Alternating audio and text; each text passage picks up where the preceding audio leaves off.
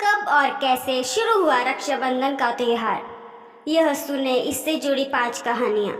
हमारे देश में रक्षाबंधन का पर्व बहुत ही धूमधाम से मनाया जाता है। इस पर्व से जुड़ी कुछ ऐसी कहानियाँ प्रचलित है जिसके बारे में आप कम ही लोग जानते हैं। हर साल सावन माह की पूर्णिमा तिथि के दिन रक्षाबंधन का त्योहार मनाया जाता है। वैदिक पंचांग के अनुसार इस साल यह पर्व 19 अगस्त 2024 को मनाया जाएगा। सबसे खास बात है कि इस दिन सावन का आखिरी सोमवार भी है और ऐसे में रक्षाबंधन का महत्व अधिक बढ़ जाता है। रक्षाबंधन के दिन बहन अपने भाई की कलाई पर राखी बांधती है, उसकी लंबी उम्र और सुख समृद्धि की कामना करती है। वही भाई भी बहन को रक्षा का वचन देता है। लेकिन क्या आप जानते हैं कि रक्षाबंधन की शुरुआत कब और कैसे हुई? रक्षाबंधन से जुड़ी 5 पुरानी कथाएं हैं। हमारे देश में रक्षाबंधन का त्योहार प्राचीन काल से मनाया जा रहा है और इसके पीछे कई महत्वपूर्ण कहानियाँ और कथाएं प्रचलित हैं जिसके बारे में आपको जानकारी होनी चाहिए। आइए जानते हैं रक्षाबंधन से जुड़ी 5 कथाओं के बारे में। पहली कथा, धार्मिक मान्यताओं के अनुसार एक बार राजा बलि ने अश्वमेध यज्ञ करवाया। उस समय भगवान विष्णु ने बोने का रूप धारण किया और राजा बलि से 3 पग भूमि दान में मांगी। राजा बलि इसके लिए तैयार हो गए और जैसे ही उन्होंने हाँ कह दिया, वामन रूपधारी भगवान विष्णु धरती और आकाश को अपने 2 पगों से नाप दिया। इसके बाद उनका विशाल रूप देखकर राजा बलि ने अपना सिर उनके चरणों में रख दिया। फिर भगवान से वरदान मांगा कि जब भी मैं भगवान को देखूं तो आप ही नजर आए।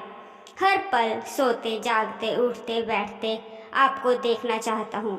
भगवान ने उन्हें वरदान दिया और उसके साथ रहने लगे। जिसके बाद माता लक्ष्मी परेशान हो गई और नारद मुनि को सारी बात बताई।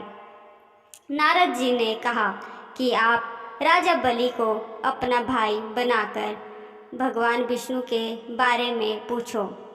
इसके बाद माता लक्ष्मी राजा बलि के पास रोते हुए पहुंची तो राजा ने पूछा कि क्या बात है, क्यों रो रही हो? मुझे बताइए, मैं आपका भाई हूँ। यह सुनकर माता लक्ष्मी ने राजा बलि को राखी बांधी और भगवान विष्णु को मुक्त करने का वचन लिया। तभी से रक्षाबंधन का त्योहार मनाया जा रहा है। दूसरी कथा, एक अन्य पुरानी कथा के अनुसार एक बार असुर और देवताओं में भयानक युद्ध हो गया।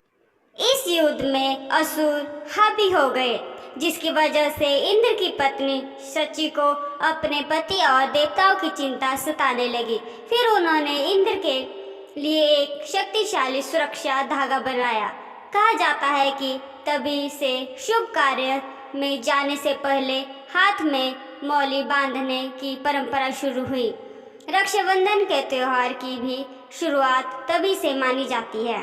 तीसरी कथा, प्रचलित कथाओं के अनुसार महाभारत के युद्ध से पहले भगवान श्री कृष्ण ने 100 गलती करने पर राजा शिशुपाल का सुदर्शन चक्र से वध कर दिया था, जिसकी वजह से उनकी उंगली से खून बहने लगा और वहां मौजूद द्रौपदी ने अपने साड़ी का पल्लू फाड़कर उनकी उंगली में बांध दिया।